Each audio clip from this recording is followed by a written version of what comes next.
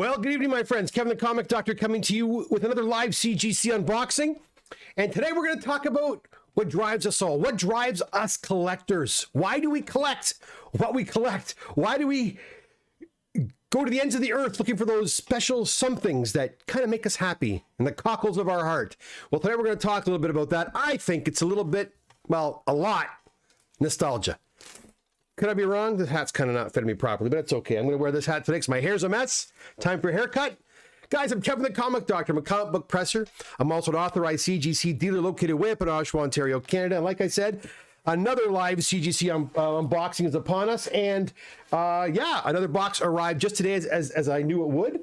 There may not be an unboxing next week, however, because yeah, you guys know Hurricane Milton is in is hitting Florida, and I think they're battening down the hatches over there because the books I sent last week, I sent about 150 books, most from Signature Series, from the different various events we've been hosting over the last several weeks, are at CGC. They landed on Friday and they're not up on the system yet. Usually they show up within a day or two of arriving, and they haven't yet. So that tells me that they're taking this very seriously, as obviously, and they're probably evacuating or they're keeping their staffing down to a minimum, which is totally understandable. So again, let's send our prayers and good vibes out to the staff at CGC. Hopefully they're all being safe and they're well, and everybody in Florida and the surrounding states that are encountering this horrible hurricane. My gosh, you're getting hit hard this year. Our prayers and thoughts are out to all of you, hoping that you get through this very terrible weather event. All right, so you know what, one box, a mixture of comics and magazines, and then we're going to chat a little bit about, I brought some of the stuff I collect. I brought a few little things that I picked up here and there, and what prompted me to do this particular topic today was, well, something arrived in the mail on Friday, and I was all excited, and I'll share that with you in a few moments. And if you see the thumbnail, you might get a hint. And for those of you that watch me for any amount of time, any length of time, you know some of my likes and things, and you might be guessing what I received. All right, here we go. So first off, overhead cam. Oh, by the way, if you're new here, hey, hit that subscribe button. Join the conversation. Let me know what you like to collect and why you think you collect it and why you think you're so dedicated to collecting it. But hit the subscribe button to join in the conversation. Hit the like button too. It's always appreciated. Almost 40 of you guys in the room right now. Hit that like button too if you get a second. Let's go over to the overhead cam, the trusty overhead cam. We start off with a 9.2 copy of Peter Parker, number 64, first appearance of the Cloak and Dagger. You know what? A book we see quite often now is a Hulk. This has become our new 361, I think, guys. Hulk 340. We have a 9.4 copy of ASM 298. Checking for any cracks as per usual.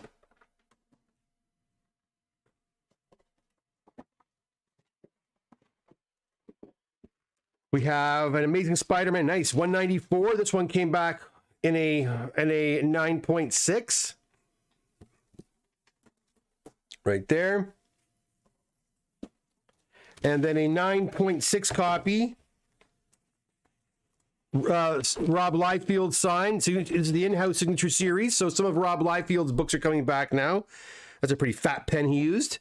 Rob Liefeld on July 23rd, and we're getting the book now.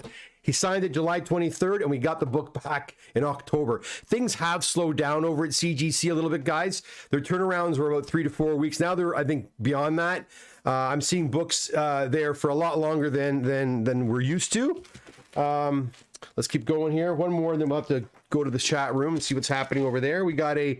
Oh, I got a bad feeling. This is going to be a 9.6 box. A lot of 9.6s. 316 in a 9.6. Can I get one more? I'm not going to bother getting one more. I'll pack these guys up. We'll go over to the chat room, see who's here, and say hi to you guys. I think Dave was the first guy in the house today. Chat window. There we go. Hello, Dave. How you doing? Thanks for that nice medal. Should we be worried about our books? No. Yeah, I see people on Facebook talking about that. Oh my gosh, what are we going to do? Our books are there. There's a hurricane there. What are we going to do? No, look, that's a brand new facility they built. And I'm sure they've taken into consideration all the hurricanes and weather problems that Florida oftentimes gets. This is really kind of weird looking, but let's see if I can. There we go. I think I think you're gonna be fine. I believe that they have a skeleton crew working there probably during all this, and yeah, your books are fine. Just another slowdown, another slowdown. Hey, Adam, how's it going? Good to see you. Winston's here. How you doing, Winston? Good seeing you on the weekend. John Sherwood's here. How you doing, John? Josh is here. How you doing? You know what? I saw, not today. Kind of like a very light iced tea. I'm going to try to wean off the Coke again, the Diet Coke. It's bad for me. I know it's bad, but it's my one vice, guys. It's my one vice, and I'm just drinking too much of it. You know, I think 1 can of Diet Coke a day is plenty. Sometimes I can do 3, sometimes 4 cans. I know it's bad. It's bad for me, and so I got to be a little more cognizant of the fact this stuff's no good for me, and I got to try weaning myself off it. If I could just do 1 a day, that's fine. But yeah, a little bit naughty, guys. Hey, Aaron, how's it going? Good to see you. David's here too. Good evening to you. Eric, CGC has been in Florida since day 1. That place gets storms all the time. I've never heard of the storms wrecking any of the comics they have stored wherever they keep them. Yeah, I'm pretty sure, like I said, it's like a very, very nice facility. I doubt very seriously that that's an issue, really. Yeah, so I would relax. Just expect delays. Expect delays. And let's be honest, we've been kind of spoiled the last year or so. Guys, if you recall, even just this time last year, my turnaround times were probably 7 months, 8 months, something like that, up to 9 months, I think, 7 to 9 months, or 6 to 7 months, something like that. So we have, you know, and that was even pretty good, because there was a time when it was a full year, almost 11 to 12 months to get your books back. So we've been pretty spoiled lately, but things are starting to a lot of in-house signings, and they go to a lot of shows, and so when they do those sorts of things, their turnaround time slows down. And of course, these hurricanes, the second hurricane now in what, a few weeks. So that's certainly going to slow them down a bit as well. And like I said, I've got a box ready to go to CGC. I have a bunch of J. Scott Campbell books that have to get out there for October the 20th, but I'm just going to hold off on sending those books another few days. Maybe I'll send them like Monday or Tuesday when things kind of get back on track. Even FedEx tells us, they say, listen, if you're going to send books down at this time, expect delays because of the weather. So I just rather not send them. Just better be safe than sorry, and wait until things are clear, and then I'll send them. Canada Comic Guys here. How you doing? Happy Tuesday to you. Trevor's here. Hey, Trev.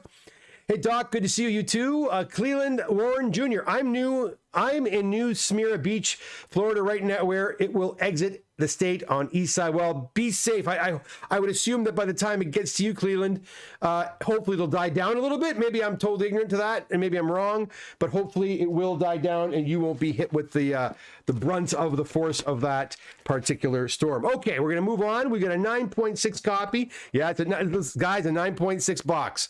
It's a Canadian price variant copy of $238. We got a 7.5 copy of Daredevil 131. We also have a copy of, jeez, here we go. I'm telling you. 9.6, X-Men 266. Nice copy of the first appearance of Elektra. A 9.4 copy of 168. 9.2 copy of Amazing Spider-Man 252. There we go. And again, I gotta fix this tripod. It's giving me a hard time. Jim's here. How you doing, Jim? Good to see you. Dave House is here as well. And Dave says what? Dave says, where's Dave? There he is. Good evening, all. Excited to see the books. Me too. Little kid, guys. I have tons of books at CGC right now. I'm just like, oh my gosh. I'm going to be inundated with boxes at some point. I'm just going to come home, and there'll be like 7 boxes or 8 boxes full of books here.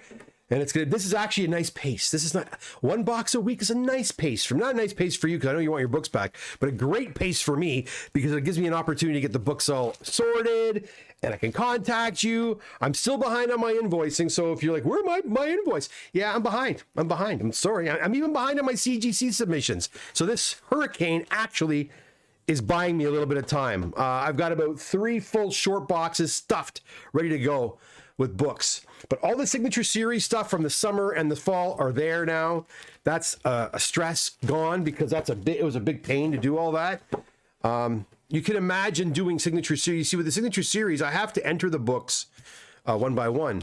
And, you know, guys who give me one book orders, it's a lot of work, a lot of paperwork. And I'll be honest, with the signature series events, a lot of guys will give me one book, two books, or they'll give me, you know, a 4-book order, but one book has to get signature series, get signed, and that's anyway, it's a big fiasco. Anyhow, let's keep going here. We got a 5.0 copy of Strength. Strength number, I remember just sending this in. Strength number 6 from 1922. Holy, that could be one of the oldest books I think I've ever sent in. From 1922, look at that. And he's playing hockey. Look at that old hockey stick and the old skates. That's pretty cool. And Strength from 1922 as well. Also that's on a 5.5. Pretty cool. Pretty cool. We also have a JSA authenticated book. A nice one to have authenticated. Amazing Spider-Man number 20. First appearance. Wow, so they were, look at that. Oh my gosh. Amazing Spider-Man 20 and a 4.0. Now, when I see this 4.0, I'm like, what the heck? Look, I'm happy that the owner got a 4.0. This, to me, like, there's a tear on the bottom. There's a split. The back's got stains all over it. Like, look at that staining here, you know. And this got a 4. So, Kevin, if you're watching from California, that gives me a lot of hope for your Hulk number 1, my friend, because your Hulk number 1 presents way better than this book. This one got a 4.0, signed by Stan Lee. Hey, I'm happy. Look, I'm happy when the books come back. I'm happy when the books come back higher than they should, but I get sad when they come back lower. Does that make sense? I guess it does. I think you do too, don't you guys? Anyways, there you go. Spider-Man number 20, signed by Stan the Man Lee. Okay, well, you know what? Finally, a 9.8. And this is something that I've been noticing a lot lately. These coming back in 9.8. I have never seen so many ASM 300s come back 9.8. Here we have another one. This is like the 4th or 5th one I've had in the last month or so. Crazy. So again, I don't know who they belong to, but congratulations. We've got a 7.0 X-Men 94. That's a nice copy, actually, in a 7.0. Solid book. And we have a Marvel Spotlight number 5. First appearance of Ghost Rider in a 5.5. There we go.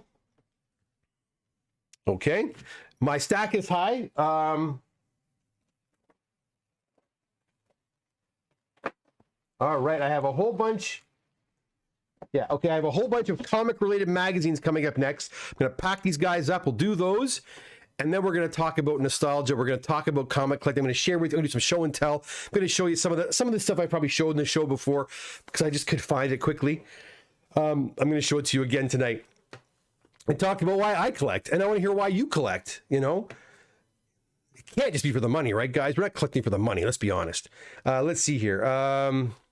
Let's go back here. The screen is a little blurry. Oh, wait, I jumped it. Dilke, how you doing? Hey, I think I collect for a variety of reasons. Here we go. Good. Mainly because I like having a piece of the franchise history of the things I love. That's fair. And by the way, there's no right or wrong answer here, guys. Right? There's no right or wrong answer. You collect for whatever your reason might. And if it was for money, then collect. Who was it? I was listening to a podcast. Oh, it was a Sticky Goose. He was talking about, you know, if you're a dealer, you can't collect. And I don't agree with that at all because, you know, I guess I'm a dealer now. I guess. I collect. I still collect. You know, I still hunt down things. Some stuff I sell, some stuff I keep.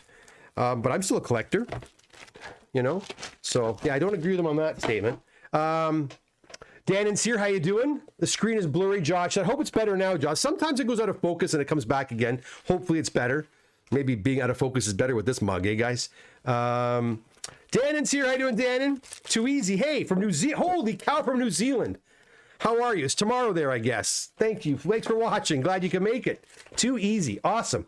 Pat M. Hey, Kevin. Happy Tuesday. Pat, right back at you, my friend. Dannon says, worst thing to put in your body, that Diet Coke. Thanks, Dannon. Okay. I hear it from my wife and my kids all the time. Stop drinking that stuff. It's poison. I know. Hey, Mike. How's it going? Mr. Washburn's here.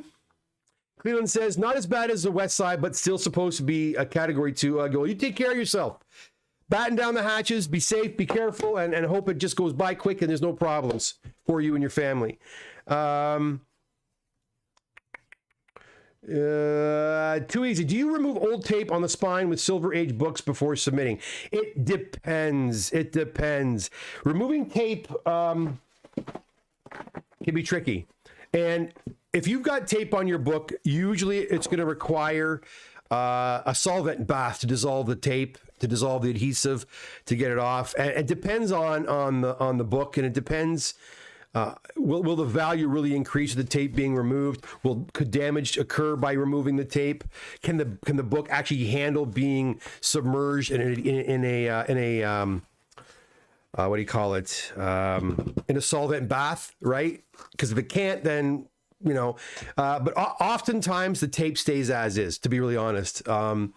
I get a lot of guys submitting magazines now, and they want me to remove the subscription labels on the Sports Illustrated books. I don't want to do it. I don't want to do it because it never turns out good. It just looks like shit. It looks like you could tell it's been done. They're still going to give it a subscription a knock on. They're going to still note it as a subscription book, and you make the book look terrible. So yeah, sometimes you're very fortunate. The tape is so brittle and so old, it just flakes off. That's my favorite when that happens.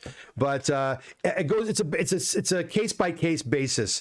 Too easy. Glad it's not my turn tonight. I know 9.6. Josh, is the status section of your web? Yeah, it is. It is working, guys. Yes, the order status button is now functioning on my website. It's in the top right corner. When you go onto my website, there have been some changes to the site. You'll notice. But the top right corner says order status. Now, if you've submitted an order in the last 2 weeks, it should show up there. If you submitted something before that, it may not show up right away. We're getting to it. It's like one other thing I got to do. So, but moving forward, all orders that are done online are automatically put on there. And then orders that are done in the shop or at a show, I'll manually put them in as they come in. But this is a very basic status checker.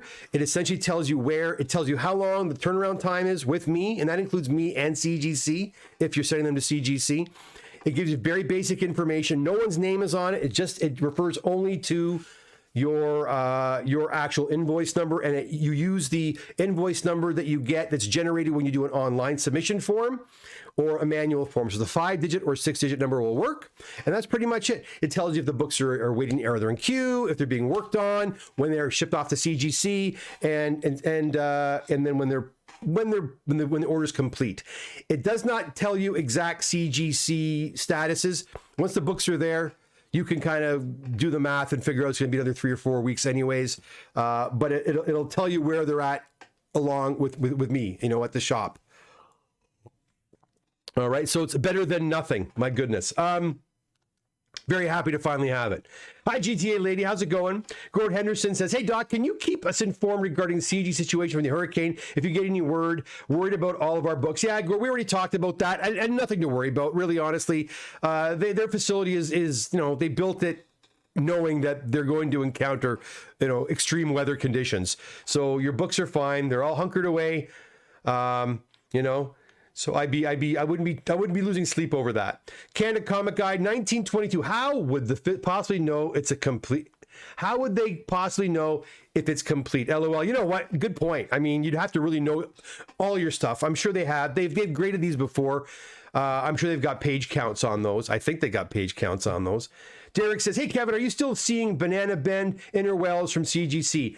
You know what? I saw something on one of the earlier books that looked a little, not that it was banana bent, but the book doesn't seem as though like it's as nice as it was when I sent it in. Again, I'm telling you, if the book has a little bend in it, they're not going to fix it.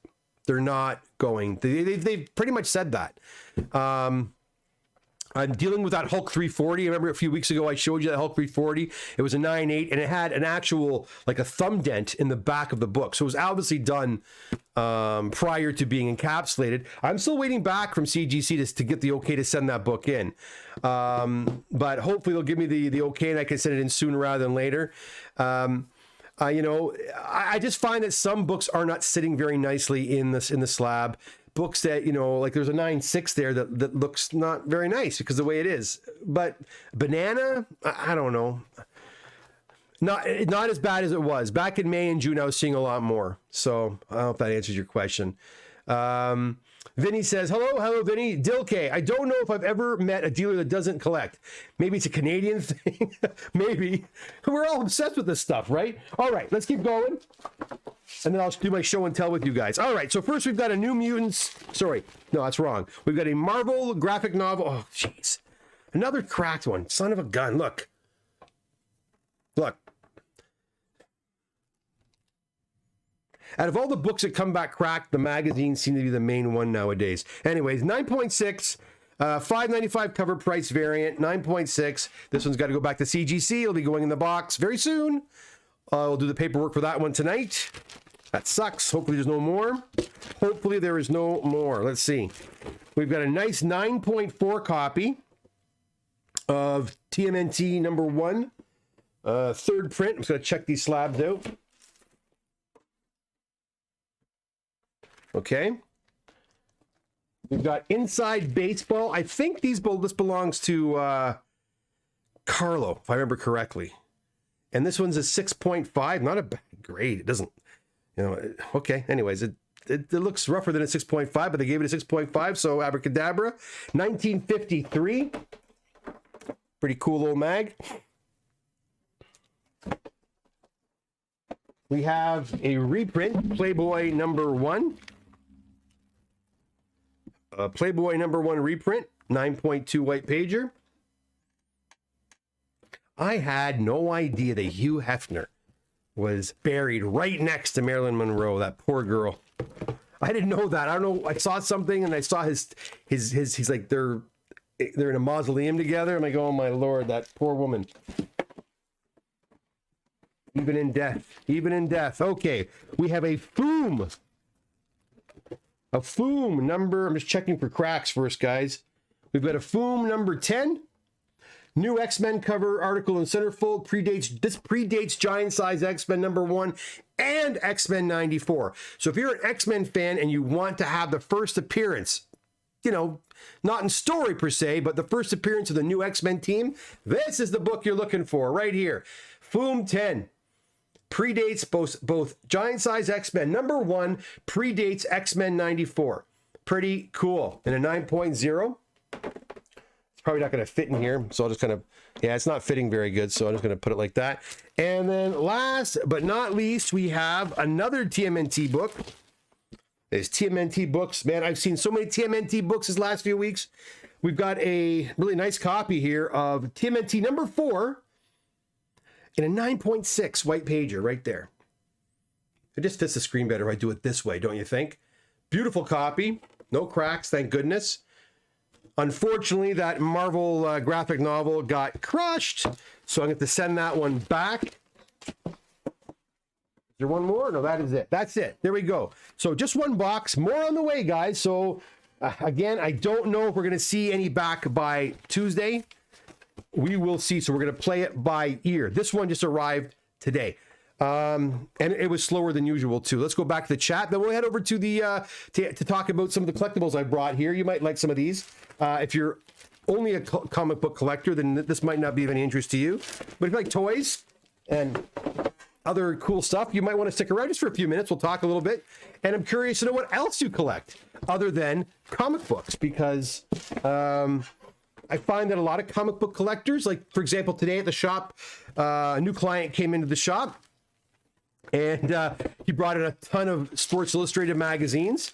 And as he was looking around the shop, he was eyeing the Masters of the Universe toys that I had there. You can see a little twinkle in his eye. I'm like, careful, dude.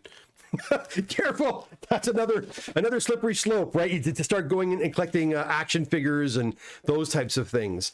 What else are you guys saying? Dave says, collecting as a kid for the stories and art, and as an adult to build my own collection. Long-term money would be nice, but we still see, well, we'll see, LOL. It's fun to own comics to the characters we see to go mainstream. Darn right. Mike Washburn, I collect for the nostalgia, the hobby, and the investment reasons. Pop culture will always include comic book characters. I think you're right. I agree with you, Mike. John says, I restarted collecting. Oh, I know, John. I restarted collecting when we met Kev. I know you did. And I always tell the story. You know the story, John. John walks into the office, my old office, and I said, get out of here because you're not gonna leave. And he didn't. That's like what, 4 years ago? So John's been a constant at the shop over the last several, him and his brother for Pat for many years now. And that was a COVID collector, right? You know, kind of getting into it, digging out the collection. A little bit of investing, a little bit of flipping, a little bit of buying, you know, that's the fun part, right? Pat says, me too, that's right. John says, originally it was for money, but now I simply love to collect comics. That's good to hear. That is good to hear. Cleveland says, I have collected since I was 13. I'm 51 now. We're almost the same age. It's the only thing in my life that I have never lost, LOL, over 80K books and love everyone. Great. Yeah. Are we born with it, guys? Are we born with comic book? Are we born as collectors? I think maybe we are. I remember the first time I bought my very first Star Wars action figure, I had to have the whole set. Now, was that Kenner's? Like, Kenner was smart because they used to put pictures in the back of their action figures of, oh, collect more. You know, even like the cereal boxes. You remember they used to put they used to put little toys or stickers or whatever inside of cereal boxes. I mean, I think it was Kellogg's or Post had those little Jungle Book toys and little, you know, they also had like what's his name, the bear, what's his name, Christopher Robin, what's that bear name, oh my gosh, it's not Yogi Bear. I know it's not Yogi Bear. What's the bear with Christopher Robin and Tigger? You know what I'm talking about. They had like they had toppers. They had like pencil toppers, and I'd have to collect the whole thing. So I had my mom go and buy that cereal every single week so I could get all the toppers, right? When Clash of the Titans came out, remember Clash of the Titans? I think it was Post Sugar Crisp used to have these little stickers of all the different characters. I had to have them all. And that was me at the age of like 6, 7, 8, 9, 10, wanting to collect, right? I jumped there a little bit. Mike says, does CGC grade 70s books from the UK? Oh yeah, of course they do. They are a different comic size. I'm going to be sending a few copies of Marvel Comics 335. If so, I believe they do. They'll put them in the magazine. As long as it fits in the magazine size holder, they'll do that. Took 2 years to log in. To do that whole collection in Cover Price. Wow. I started logging all my stuff in a software like Cover Price, and then I stopped. And I just went to GP&L and I lost everything. Yeah. Dannon, collecting as a kid was fun. Now it stresses me. Oh, that's no good, Dannon. Maybe it's time to stop. Foom 10 is a sweet-ass book. It is. Mike, how you doing, Mike? Good to see you. Dannon, I find when I go to buy higher value books, I'm too worried about spending too much. And if I get a good deal, I feel obligated to sell it. Yeah, you know, that's kind of what happened with me. My first AF-15 that I bought. I bought it and I felt almost like it went up so much really quickly. And I felt this, I felt the responsibility to my family. I need to sell this book. And I did. And I tell you, selling that AF-15, the first one I got, broke my heart. And yeah, it sucks. I don't like it. I don't like doing that. Too easy. I collect because I enjoy the hunt and finding books in the wild versus buying online. All right, let me show you some. So some of these things I have shared before. Let me go to the main camera here. Where's the main camera? There. So I mean, look. Yeah, comics. Okay, comics have been present in my life since I was like 14 years old. Since grade 9 to now, comics. I've been to a comic store. You know, even when I stopped collecting, when I wasn't collecting, I was at the comic store at least once or twice a year. You know, and I usually bought a comic or two. But it's not just comics, right, guys? It's not just comics. You've seen my video on Mego figures. I love my Mego figures, and I don't have any here to share with you. But I mean, you know, anything nostalgic, even something as simple as this. And I picked up at Comic Alley Toys, and I've showed this before. You know, who had one of these, right? Like I had one of these. And when I saw this, I don't collect lunch boxes, but I had this lunchbox. And when I saw how clean it was, and it even has the friggin' thermos inside. There's no beefaroni in there, but or you know, Chef Boyardee or whatever. But guys, like, you know, things like this, I love it. I love it. And you know, again, guys, I have these presses behind me. One of the things I'm going to do, I'm going to re-outfit this place at some point. I'm not pressing here as much anymore. I'm not using the big guys too much. So those might go to the shop, and hopefully it'll clear up some space so I can start displaying some of the things that I have so much stuff in storage that I want to put out, because I as a collector, and you would know this as a collector, yes, I'm a dealer, but I'm a collector. I want to display the stuff I love.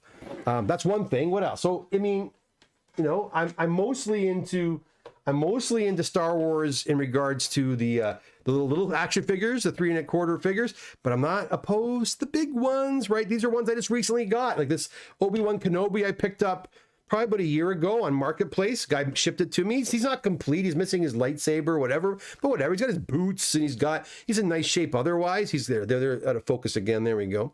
And then this R2 is in really bad shape. I think some B-lead might actually fix him up a little bit. I picked him up not too long ago, and he's also missing, you know, the plans. There's some plans that go in the back here. Yeah, they're supposed to have like little secret plans that they fit in those little slots there.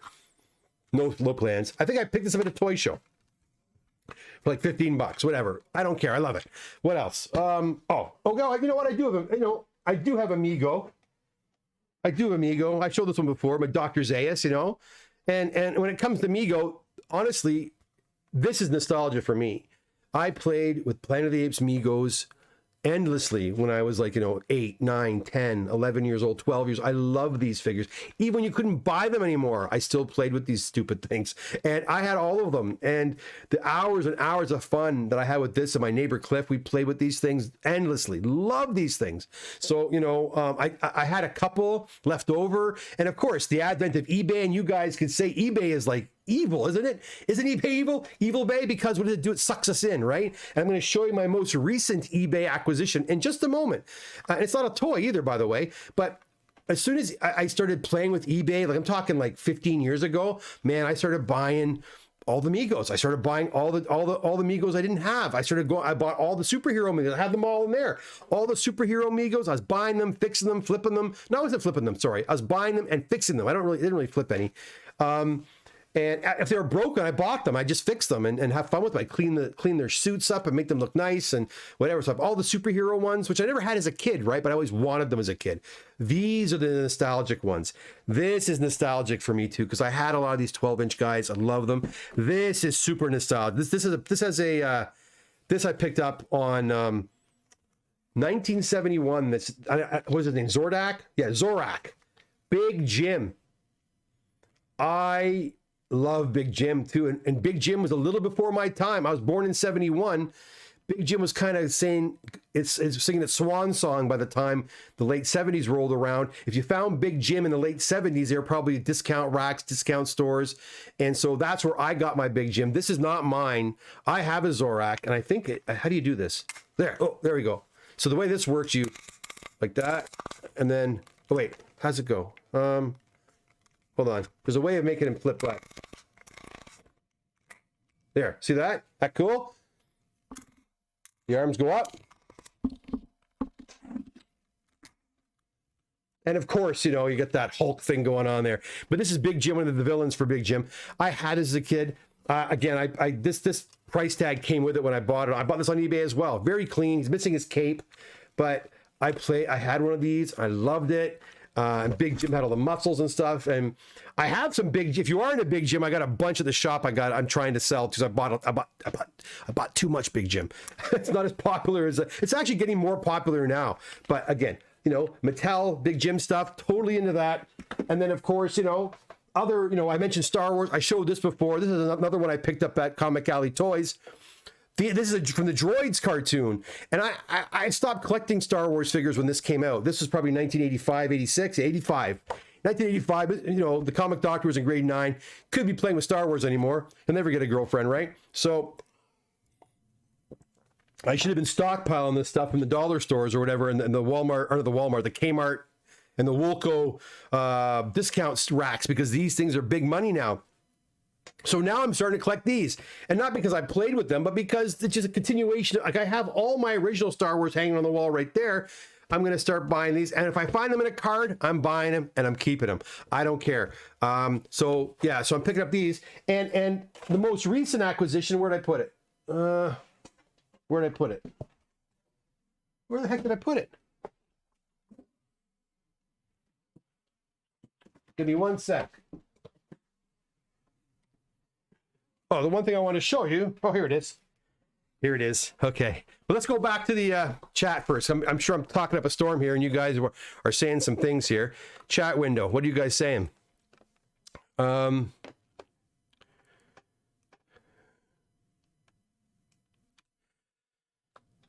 Parker. Mark. Winnie the Pooh. Thank you. It was Winnie the Pooh. Winnie the Pooh pencil toppers. Love those. I think I have a couple still kicking around somewhere. But thank you for telling me that, guys. Adam Donnelly, Pooh Bear. Mark Scribblefest. Hey, Kev, comics are my life, so I could never allow myself to get sick of comics, get tired of gimmicks and trends, hurt the industry. Is there anything for me today? And you know what? And that, again, we've had this conversation here in the channel before. You know, why I left collecting comic books back in the 90s was the gimmicks. It was too many. And it's going on today. The gimmicks are still certainly there. That being said, there's still great artists like you, Mark, putting out fantastic work. You know, without the gimmicks, but it seems like the big companies still rely on them a lot. You know, variant covers, you know, 1 of 50, 1 of 250, 1 of 500, 1 of 1,000, all those types of gimmicks to get people to sell. When all they really have to do is tell some damn good stories and produce some great books again. Honestly, getting away, I really think getting away from the newfangled papers, the high-end paper, and going back to newsprint, as barbaric and as archaic as that may sound, would be a good thing. But that's me. Parker White. Aside from comics, I enjoy collecting cups from McDonald's and Burger King. Oh, I have a few of those. Have some of the original Star Wars ones from 77 and 80. I have the full set. Put away, Parker. I think I enjoy finding little pieces of history. Yeah, man, for sure. You go to the flea market and there's the one you need, right? Or there's something I've never seen before and I want to have, and you buy it, right? And you don't have to spend $10,000. It could be a $5 purchase, and it's enough to satisfy the collector within you, right? That's what you really want. Lee Rogers, how you doing, Lee? Dennis says, have you seen Dave Bautista's lunchbox collection? I have, and yes, it is insane. And there you go, right? A guy who's into lunchboxes, right? There's a collector for everything out there. John says, Winnie the Pooh. Thank you, Winnie the Pooh. I grew up very poor, Lee says, but what I could afford to escape from was comic books, from my reality. Unfortunately, today, I don't think that's the case because comics are so damn expensive. But Lee, I'm glad, you know, that's fantastic. Comics meant a lot to a lot of people. My father said that when he came to Canada, he learned how to read and speak English better by reading comic books. He didn't keep any, but yeah. For me, Jim says, I play with Mego, World's Greatest Superheroes. That's the one. I had Spider-Man, Captain America, and Tarzan. Yeah, they were great. They're great figures. Canada Comic Guy says, I think shows like Big Bang Theory showed us as adults, it's okay to collect what you loved as a kid. Sure. Jim says, I also had Big Jim. I love the Wolfpack team. Yes. Including Dr. Steel with the steel head. Yes, Dr. Steel. I love the bald guy. Yeah, I know that with the big, he had like a dragon tattoo on his chest. Guys, I've had him on here before. If you are a Big Jim fan or a Mego fan, you got to get over and check out Brian's channel, Brian Helier's channel, and it's called, I always forget the name. It's Plaid Stallions, the Plaid Stallion. He's got amazing videos on vintage toys, anything, Micronauts, anything from the late 1960s into the early 80s. He does a great job of curating these videos and put them together. They're a wealth of knowledge. So if you're a toy fan, you want to go there. Okay. Oh, Wayne's here. Hello. Yes, bring back the smell of comics. Wayne, no one can touch my Micronauts. Yeah, man. And they're so expensive. That is a toy that I've been dying to get back into, is vintage Micronauts. And they are so expensive. Even if they're incomplete or broken, they're so expensive. I freaking loved my Micronauts. They were freaking cool and they were ahead of the time. And that's one of Mego's best line. All right, let me show you the last thing I got. And again, Wayne's a fan of this as well. I know that because we've discussed this before. This is something I've been waiting for. Been looking for this for about 7 months. and it finally popped up. I just need one more. And I might get one more. I'm just going to show you one though. I'm not going to show you a whole bunch because I'll do a video when I get the whole set. I'm just going to pull this out and find the one that I just got. And you heard the music on my, you probably heard the music on my, what do you call it? On my thumbnail on my Facebook page. You probably saw it or heard it. Where the heck did I put it though? I think I stuffed it in here for safekeeping. I think it's over the end here. Got to be over. Yeah, it's right here. Right here. Okay. Yeah, there it is. You're going to think I'm a weirdo. I don't care. Who the heck's buying this stuff? The comic doctor's buying this stuff. Here you go. It's right here. I'll do the overhead cam again. So yeah, this is from WKRP in Cincinnati. One of my favorite, all-time favorite shows. I've been looking for an 8x10 of Gary Sandy, who played Andy Travis on the show. The last of the main cast, and I've got all the cast here. I mean, I'm not going to show you all. I mean, I've got Tim Reed, and I've got, you know, of course, I've got, you know, Lonnie Anderson, and I'm not going to show any more. I'll show the whole collection when it's all done. And I got a bunch of other cool little bits and pieces from it as well, too. I just need Richard Sanders now from Les Nessman, and I have the main cast complete. So I've been looking for an 8x10 of Gary Sandy, probably for over a year, not 6 months, over a year. There's signatures, but not in an 8x10 format. So what I'm going to do, look, I'm not going to sell these. Who's going to buy? This is for me. It's just totally a personal, silly little thing I want to do. And yeah, I've been looking for this, and I found it on eBay about 2 weeks ago, and I bought it. And when I get them all back, I'm going to send the whole collection to Beckett's or to PSA, and they'll put a little sticker on here of authenticity on it, saying they're all authentic. And then when that's done, I'm going to take it to a frame shop, and I'm going to have all the 8x10s put in a frame with a logo. And I've got an original script from the show, one of Howard Hessman's actual scripts. I got some other cool stuff too from the show that I'm going to put up there because I absolutely love it. And I can give you a clue, like, I was a big TV buff as a kid, and here's the starting of another one. Like, here's a starting of another one. I think it's over here. Is it in here? Stephen Cohen. I think this is the one. This. Let's see if you guys know who this is. Yeah, it's in here. Check this out. This is pretty small. I'm going to zoom in on this. Anybody know who this is? Well, you'll probably know now. So yes. My other favorite show was Three's Company, and I'm sure it was yours too, and that was Mr. Angelino. Remember Jack Tripper's boss? So I'm going to start putting together my Three's Company signatures. So that's Mr. Angelino.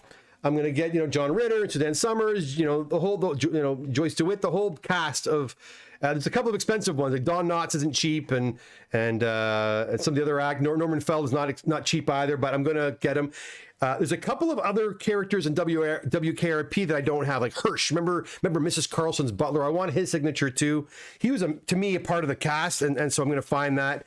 A good one of him is not cheap either, but I'm gonna bite the bullet and get him. I want to have a nice complete set.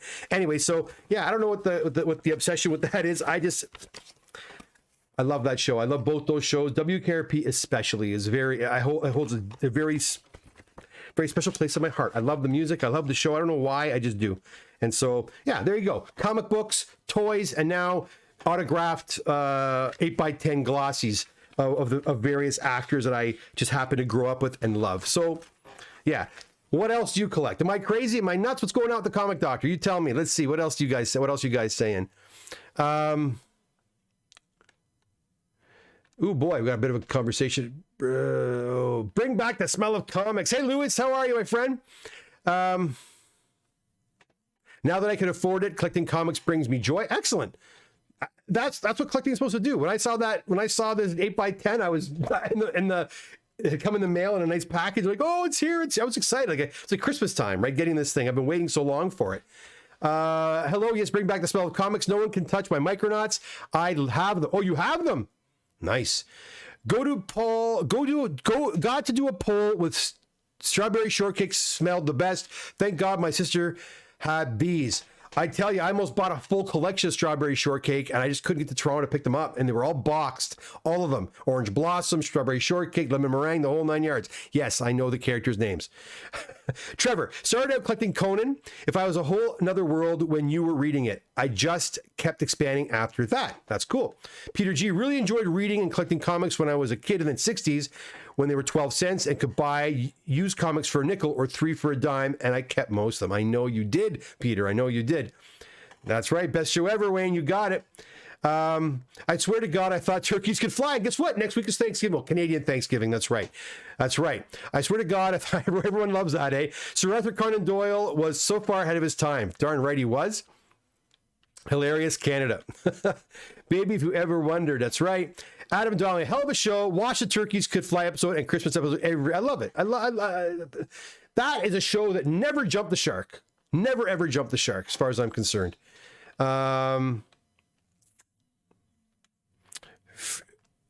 Ferdinand Roper, yeah. Three's a Crowd. That show didn't last very long. Yeah. Mr. Roper was the best. Yeah, he was hilarious. He'd always look at the camera like something happened. He'd be like, he'd look at the camera like, break that fourth wall. It was pretty cool. Yeah, you mean Man About the House? No, I didn't watch that one. Oh, but that was based on it. It was the English version, right? That's right. Those who know, that's right. We take a lot of stories, a lot of show ideas, The Office and what have you, come from overseas, across the pond. This show is a breath of fresh air and an escape from all the drama. Which show? This show? Like this show here? Well, if it is, thank you. I'm glad you're enjoying yourself. I just grabbed the Smash Up Derby. I have 2 Smash Up Derby sets. Did you buy that one that was on Marketplace? I saw there was a box one on Marketplace there. Any books of mine today, Kevin? Nope, none of you. Oh, I don't think so. I had a couple of TMNT mags, but I don't think they were yours. Mike Stooks, Three's Company. That's right. Great show. Great show. Yeah. So whatever your reason, my friends, whatever the reason you have for collecting, keep doing it. Keep doing it. I can't think of a healthier way to enjoy yourself than collecting. It brings so much fun. And the reason, we said, is it nostalgia? I'm going to tell you, for me, yeah, 125,000,000,000%. It's nostalgia. It brings me back to a better time, a simpler time. I think about adventures I had as a kid, people I hung out with as a kid, and a lot of fun I had with those people. Even watching Three's Company, we mentioned Three's Company, there were some episodes where my whole family were in tears. That one episode where Jack Tripper was afraid of flying to the island, remember? And he took that, the downer or whatever, or not the downer, he took that drug to kind of help him relax, the muscle relaxant. And he did that dance. Oh my God, we saw that. My whole family was watching that episode. We were laughing our heads off. And I'll never forget that memory, right? And even Three's Company, my brother and I watched that show religiously. And it just, I don't know. It just, I hear that music and it takes me back to 1978, 1979. And even the comics, like I said, whether it be like the X-Men issues, the John Byrne issues, which were some of the first books I read, not owned, but read, because my friend had them all, and I'd sit there reading through them over and over and over again. It brings me back. Web of Spider-Man #1 holds a very dear, Alpha Flight #1. These are all books that are not super expensive books, but they hold a very special place in my heart because they were just there. So to me, yeah, it is 100% nostalgia. Buying that lunchbox, that's a comic doctor in grade 5, yeah. So I see something like that and it's still in good shape, I'm buying it. Do I need it? No, I don't need it. Should I buy it? Probably not. But do I buy it? Damn right, because it makes me feel good. And when I hold it and I look at it and smell it and just whatever, I feel good. I told you I have a Howard Hessman signed and scribbled, not signed, but scribbled script that he actually scribbled in when he was like a pre-production script. It's to me, it's history, man. It's Howard Hessman, Dr. Johnny Fever, as an actor going through his lines with this script that I now have. I don't know, something about it. That's cool, man. I really appreciate it. So yeah, it is to me 100% nostalgia. And will I make money on this stuff? Probably on most of it, no. But again, it makes me really happy, and I think that's what collecting's all about, is to make you feel happy. Now, if your collecting is taking you to a place where you are spending money you don't have, or borrowing money to buy this stuff, or buying stuff with the sole intention of making money and flipping, to me, it's a very bad idea. I've seen too many people buy collections and then get stuck with them, or not be able to get a return on their investment, and that's a dangerous thing. But that's like playing poker or playing blackjack. You can play it, for fun here and there, but if you're going every single day and doing that, and you're betting the mortgage payment, that's not good. So to me, so long as you're not doing that, as long as you're doing it responsibly and it's not breaking the bank, and let's be honest, like what did the Gary Sandy, what, 30, 40 bucks I think I paid for that delivery? I think I paid more for the shipping than for the actual item. It's not hurting anybody. So keep having your fun. Why not? I saw something there. Looking for a boxed Evel Knievel. I saw one recently. They sent me a Memory Bliss to a simpler 100%, and Smash Up Derby is fantastic. Woo, sorry about that. Yeah, Smash Up Derby, man. I had a lot of fun playing that game, but I never owned a Smash Up Derby, but our friends of our family, Joanne and her family, had a Smash Up Derby. I'd only ever play it at her house. And she had a game called Kerplunk. Remember Kerplunk with the marbles? Her house. And when I play this game, I'm like 6 years old again, playing Smash Up Derby on the carpet in her basement, or playing Kerplunk in her basement when I was 6, 7 years old. It's all nostalgia. So I'm like you, man. Writing back, bikes in Kevin's neighborhood, our neighborhood, Wayne. That's right. GTA Lady says John Ritter was the best physical comedian. He was one of the best physical comedians. You're darn right. Charlie D says, thanks for sharing all those cool items. No problem, Charlie. My gosh, I could show you more. I've got tons, but and I will. It's always my plan to come on here and share some of the things I have. The toys are just so fun, right? And I got a lot of cool little knickknacks and things in there that I can share. But man, I can take you to my shop and show you some of the old vintage toys I have in my shop too. It's quite fun. If you're ever in the Oshawa area, if you are local, you don't have to come and buy anything. Just come on over to the shop and see some of the stuff I've got on display. It's for sale, but it's almost like a museum the way it looks. So you come in and have a look. All kinds of different stuff. Really fun. But you're very welcome, Charlie. Thanks for coming by. Wayne, I have a mint never used Star Wars lunchbox from 77. Well, so do I, dude. Mike Strooks, WKP. Yes, it was awesome. My best comic is my Conan, King Comics 5, released the day my dad was born in 1930. That's awesome. That is cool. On the actual day your dad was born.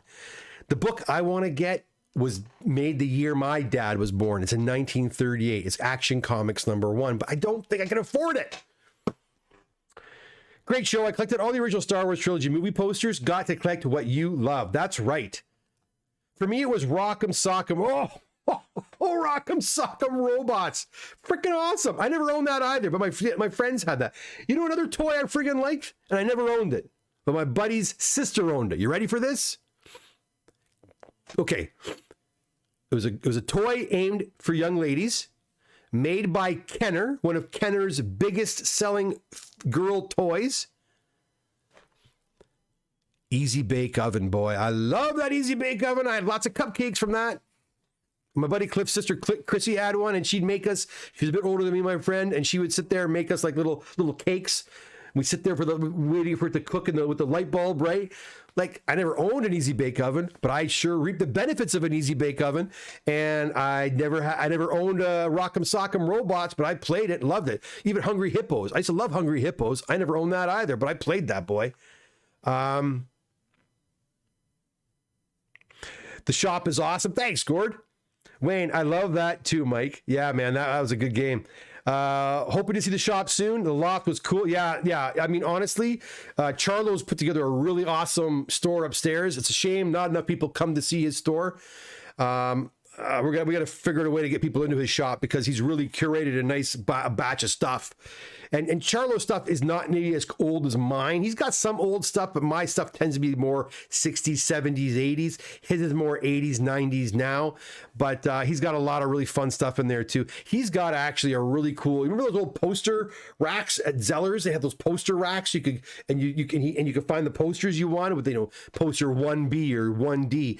He's got one of those poster rack things, and he's got vintage posters from the 80s in there. So if you're a poster fan, you got to get over to the Comic Loft and check it out. It's pretty cool. He's away right now, but he'll be back. He'll be back on the 19th. Rocket hockey. Are you talking about the rocket hockey you're talking? I have one in my garage right now. Dan, I think my mom still has her easy bake oven. Let's make a deal. No, I'm not buying it. If you want to cook me something, Dan, and I'll eat it, but I'm not buying it. My son bought me a mint box Defender from 82 for Chris. Wow. You're talking about the Micronauts Defender? Is that what you're talking about? Because I think I might, if it's what I'm thinking of, or maybe I'm wrong. I have a couple of boxed. I have one or two boxed items from Micronauts that I had since I was a kid still. But all my other stuff's gone. My battle cruiser's gone, and all my action figures are gone. And I had about 4, and they were expensive back then too, the action figures. Mike Stukes, easy bake oven. My sister had it when it was first came out. I always make it. Damn right. Chocolate cake. Lee Rogers, me and my brothers used to take my younger brother's G.I. Joe dolls and dress them in my sister's Barbie doll clothes, which made him so mad. Yeah, man. You know, my brother, I used to piss my brother off too. My brother is like 5 years older than me. And no, sorry, 6 years older than me. And he would work on model. My brother was into models. You know, he was into AFX. Remember AFX racing cars, the AFX tracks? We had that. We loved those. My brother was into that. And he was into building model kits like F-16s, F-15s. And he would make model kits, Challengers, Chargers, Camaros, whatever. And I was a bit of a little dick because he would make the planes and he'd hang the planes on the ceiling. He'd tack them up with fishing wire, and my buddies would come over with marbles, and we'd ping the kits, and yeah, we got our heads kicked in a couple of times because of that. He would get pretty pissed off.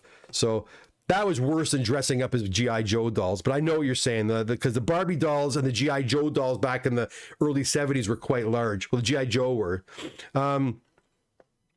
There's an OG Light Bright with all the lights. Oh, again, Light Bright. I never owned a lot. My kids had Light Brights. I never, ever owned a Light Bright, and I love the Light Bright. And I'd go to people's houses and play with that, man. Love the Light Bright. These are great toys. I totally forgot about some of this stuff. Oh, Defenders. Video game. Like from like Atari? Is that what you're talking about? Rocket hockey, you had to wind up the little metal top and it basically bounced back and forth between each side. Oh, I have that. Was the hockey guy purple? Was he purple? Let me know. Was he purple? I think I've got him. I've got the 2 figures at the shop. Rocket hockey. Now I remember. My house is the Schwa. Our entire basement was an AFX set, about 8 put together. AFX was expensive. Remember Leisure World at the mall, the Oshawa Center? You go there and spend like $20 on a friggin' AFX car. I think I've got one AFX car left from that time period. They're worth a bit of money too, I think. Mike Stukes, all my friends had Hot Wheels. I had Johnny Lightning 500. Yeah, all Hot Wheels, of course, as well. Dinky cars, Hot Wheels, they were all affordable. And we would spray paint them, we would take our Hot Wheels and just we give you your parents, your mom's nail polish. You'd paint them red with nail polish, or you would spray paint them with spray bombs. Older McDonald's toys are coming back too. I would love the full Inspector Gadget set from the 99 movie. My God, I probably had all that stuff and tossed it all in the garbage. I just never liked McDonald's toys, but again, yes, I collected some of that too when I was a kid. The best stuff I remember from a fast food place was Burger King, and Parker mentioned earlier the cups, the cups, and I remember the Empire Strikes Back cups coming out at Burger King. I did not even know they made Return of the Jedi, and I sure as hell did not know they made Star Wars cups. So I had to go back again. Thank you, eBay. I went back and I have all the cups from the Star Wars, Empire, and Jedi. But if you recall, now let's see if you guys remember this. Let's see if you 52-year-olds, 51-year-olds, 50-year-olds, whatever, remember this. 1982, Empire Strikes Back, 83, whatever it was, and Burger King is their official, their sponsor or whatever. They had in Oshawa, and there was a Burger King up from my house, and it was like brand new at that time. Remember the Burger King waiting on King Street, still there, and you'd go into Burger King and they'd give you a little ticket. You buy something, they give you a ticket, and you would, I don't remember if it was a scratch ticket or a pull or whatever, but you would pull it and it would tell you if you win something. You win like a free burger, but we didn't care about the food. We wanted the free Star Wars stuff. And my buddies and I would go up there. We'd hang around there all afternoon. Every 20 minutes, we'd go find a new person working. Go, can we get a ticket? They just give us, we didn't have to buy anything. They give us a ticket. They eventually told us to buzz off. Get out of here, you gotta buy something. We're not gonna give you tickets. Anyways, so I got the ticket. I remember the last one I got, I'm like, oh, I opened it up and there was I have it somewhere too. It was a friggin' Empire Strikes Back Frisbee. With a cool, it's a white Frisbee with a very cool Empire Strikes Back image on it with a Burger King logo down there. And you can find it. It's out there. I've seen people have them. I have mine somewhere. I never played with it. I kept it in relatively good condition. I mean, it got thrown around the house, but it was never used like in a park or anything like that. So it's in really good shape. But that was friggin' amazing. To me, that was quality collectibles being given out by Burger King. The glasses, and then there was that Frisbee, and there were other things too they gave out. I don't remember what the hell it was, but do you guys remember that? Like, I would have been like 10, 11 years old, and that was really exciting for us, man. I really enjoyed that.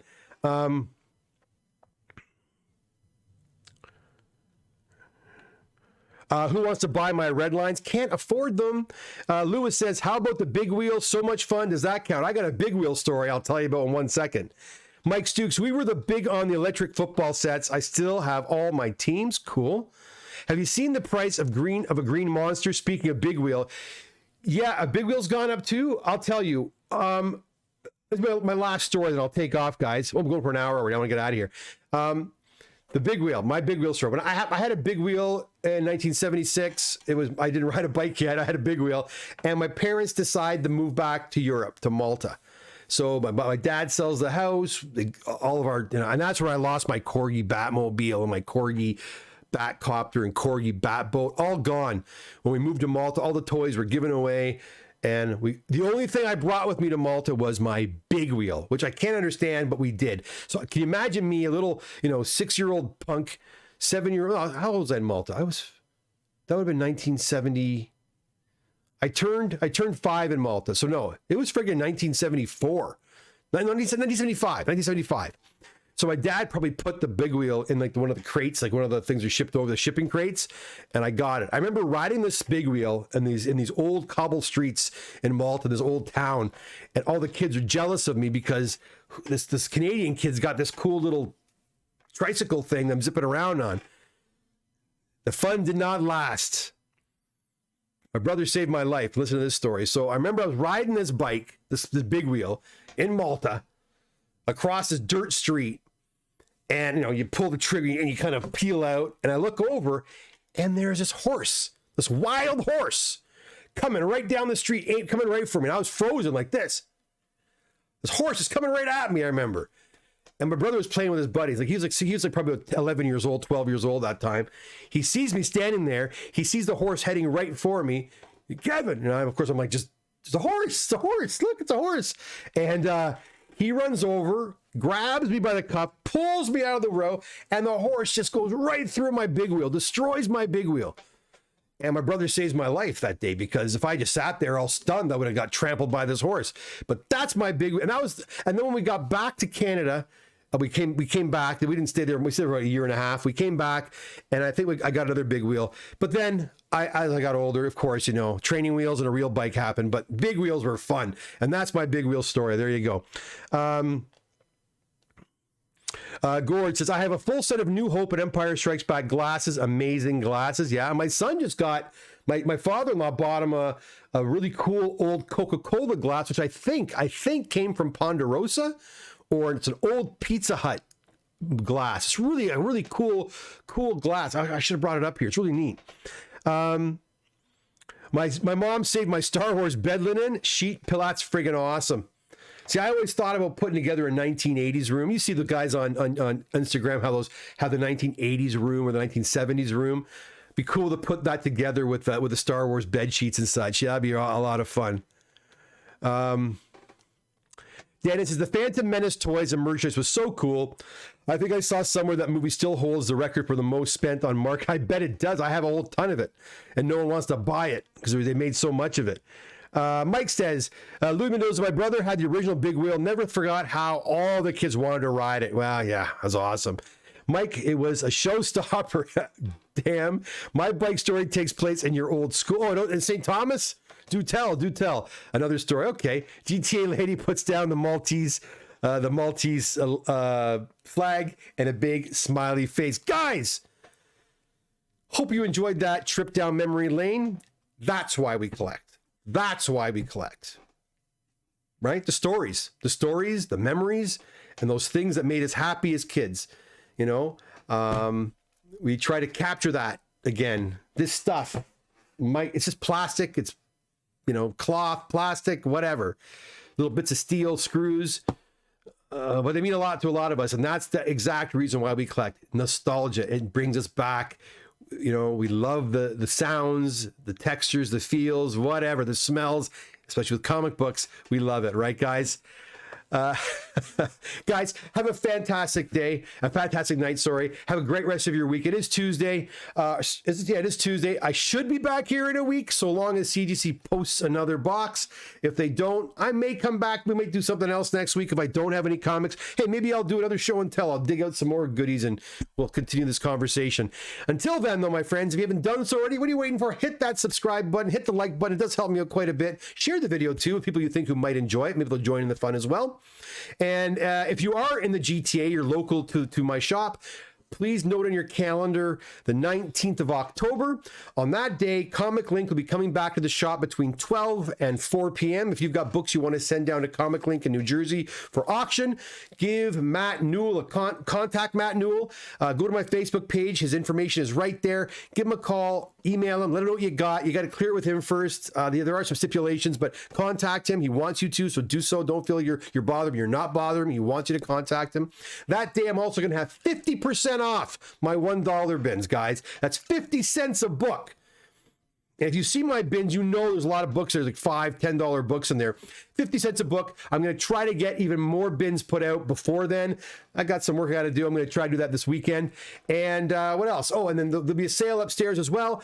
And 10% off all pressing that come in on that day. If you're not local and you submit on that day, I'll still honor it and give you 10%. Guys, thanks so much. Have a great night. We'll see you again very, very soon right here on the Comic Doctor YouTube channel. Bye for now.